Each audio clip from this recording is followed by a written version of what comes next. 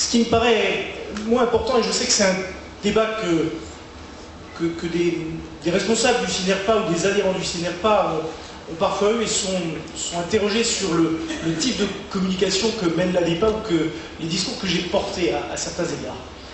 Ce que je crois, c'est que quand on communique, d'abord communiquer, on se le disait tout à l'heure avec Capucine, communiquer c'est d'abord écouter. Mais quand on parle, il y a toujours une tension entre ce que nous sommes nous, ce que nous croyons, ce que nous voyons du monde, et ce que les autres voient du monde. Et je dirais, c'est un continuum. Il y a deux extrêmes. Soit je parle moi tout seul à partir de ce que je vois du monde, mais j'ai un grand risque, c'est d'être totalement incompris et inaudible. Soit je ne parle qu'à partir de ce que les autres, essentiellement les journalistes, dont le métier en tant que média, c'est d'être un intermédiaire entre une population et, en ce qui nous concerne, des professionnels, et à ce moment-là, on fait de la démagogie, et ça n'a pas un grand intérêt.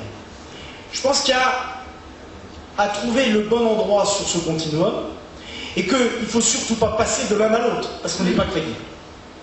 J'en viens au sujet qui nous concerne directement, c'est que dire sur les progrès dans notre secteur, que dire sur la qualité des établissements pour personnes âgées. Moi, je suis convaincu comme vous, je travaille dans le secteur depuis 25 ans, je travaille aussi dans l'aide à domicile depuis une quinzaine d'années, je suis convaincu comme vous qu'il y a eu des efforts considérables qui ont été faits. Pour autant, et on l'entend à travers ce que disait Geneviève tout à l'heure, l'immense majorité des Français sont persuadés qu'il y a encore beaucoup de problèmes dans beaucoup de maisons de retraite. Moi, je pense que si nous avons pour discours principal de dire qu'il y a eu des efforts importants, les choses vont bien, nous sommes inaudibles. Il m'arrive souvent d'être invité dans des émissions de radio ou de télé où, et c'est quelque chose qui va se développer de plus en plus, où on interroge des citoyens et on donne la parole. Et on est, nous, chargés de répondre à des citoyens. Et on a toujours des Françaises, des Français qui nous disent « Je connais une maison de retraite, c'est une horreur ». Et il y en a. Bien sûr, pas celle que je dirige, pas celle que vous dirigez. Mais il y en a. Des obscurs, des ignorés dans des provinces lointaines. Mais il y en a. Si nous disons « Tout va bien », nous sommes confrontés à la parole d'un Français, d'une Française qui dit « C'est une catastrophe » et qui raconte comment dans la seconde, notre discours n'existe plus. C'est la raison pour laquelle le choix, je dirais, à la fois de communication, mais aussi le choix de stratégie profonde de ce que l'ADEPA veut faire pour mieux aider les personnes âgées, les familles et les professionnels, c'est de dire oui, il y a des établissements qui dysfonctionnent gravement, donc il faut les fermer. Et oui, il y a encore des problèmes dans tous les établissements parce que nous ne sommes pas en mesure de faire suffisamment bien, en tout cas de faire ce que les Français légitimement attendent de nous. Parce que ça aussi c'est une réalité. Et je crois qu'une fois qu'on a dit ça, on peut être audible sur plein d'autres choses. Et y compris sur tout ce que nous devons faire de mieux, tout ce que nous sommes prêts à faire. Vous le dites dans le livre blanc, l'ADEPA pourrait à 90% signer le livre blanc du CNRPA. Vous dites dans le livre blanc, par exemple, l'évaluation qualité, c'est les professionnels qui l'ont mise en œuvre au départ, bien avant que les pouvoirs publics s'y intéressent. Et je termine là, cher Christophe Pelot, je pense en tout cas qu'il y a un préalable à la communication, et c'est celui-là. Sinon, nous ne sommes pas audibles, et je pense qu'être audible, c'est la condition nécessaire qui nous permet, après, de passer des messages et de modifier l'image de marque en disant il y a des établissements qui dysfonctionnent, il y a des problèmes, mais par ailleurs, il y a des professionnels très investis, et pour le coup, ça vaut le coup quand on est un jeune ou un moins jeune, qu'on cherche un job, ça vaut le coup, ou qu'on est dans ses études et qu'on ne sait pas quoi faire, ça vaut le coup de venir travailler dans ce secteur, parce que l'aventure de la découverte humaine, c'est certainement la plus grande aventure du XXIe siècle. On voit entendu que la position du CNRPA n'a jamais été, et toujours pas, de dire tout va bien. Bien entendu, tout ne va pas bien. Et face à une situation de crise comme comme il peut en apparaître par moment, vous faisiez référence à l'émission, bien entendu, nous n'avons jamais nié la réalité des choses quand elles étaient avérées.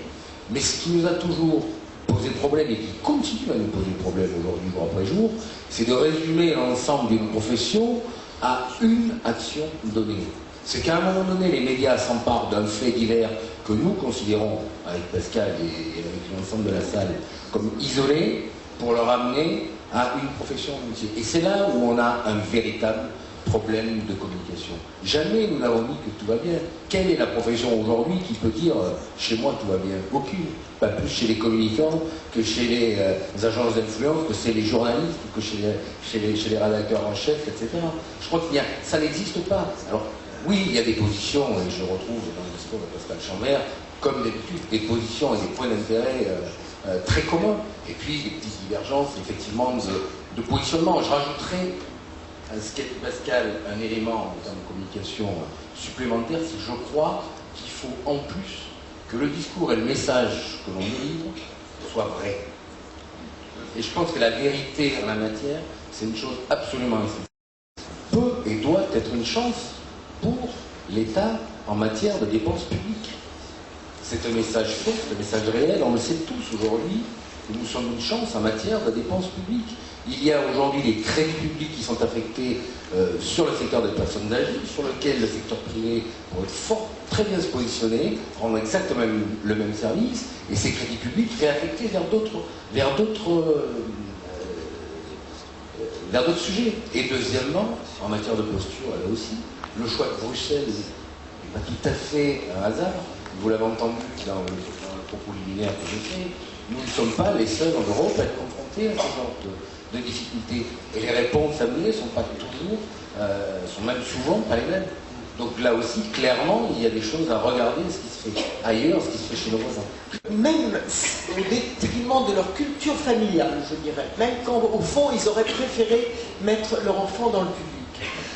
Souvent, ils le choisissent aussi pour des raisons philosophiques. Et je dirais, si je peux faire un peu le témoin anonyme, et le client mystère des établissements pour personnes âgées dépendantes, je dirais que ce qui me manque, c'est cette dimension-là.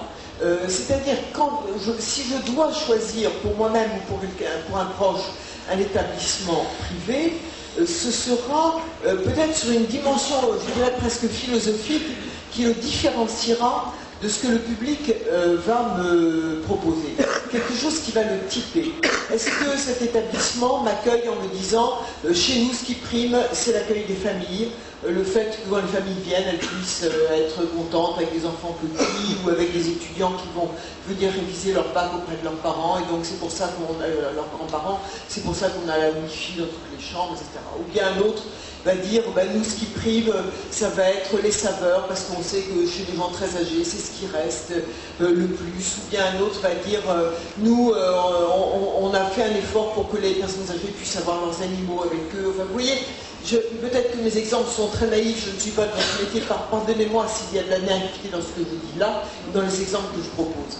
Mais je trouve que ce qui manque dans cette différenciation privée-publique, c'est ce qu'on perçoit en revanche très bien dans la différenciation privée-publique, y compris l'aspect spirituel, pour ne pas dire confessionnel, qu'on pourrait aussi dans le privé mettre en avant, parce qu'au fond, on arrive tous dans ces maisons-là avec nos personnalités, notre passé, et que le privé pourrait enrichir cette offre en offrant une continuité dans les choix de la famille, continuité que le public, par définition, peut moins facilement, je crois, proposer.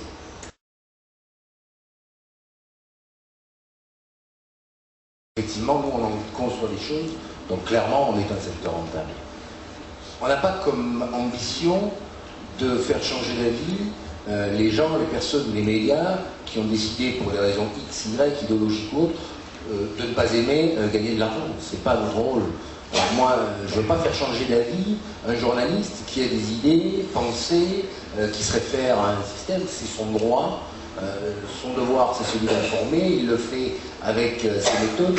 On ne va pas le faire changer d'avis. Moi, ce qui m'intéresse, c'est de trouver, par contre, d'autres personnes qui vont être à l'écoute du message que j'ai envie de donner. Et au fond, l'intérêt de tout ce travail, c'est quoi? c'est de faire en sorte que le message négatif ne soit plus aussi intéressant à délivrer et qu'on se concentre sur autre chose. Et effectivement, ne pas parler de la guerre publique-privée alors que c'est des choses qui ont existé par le passé, c'est nous qui l'avons éteinte.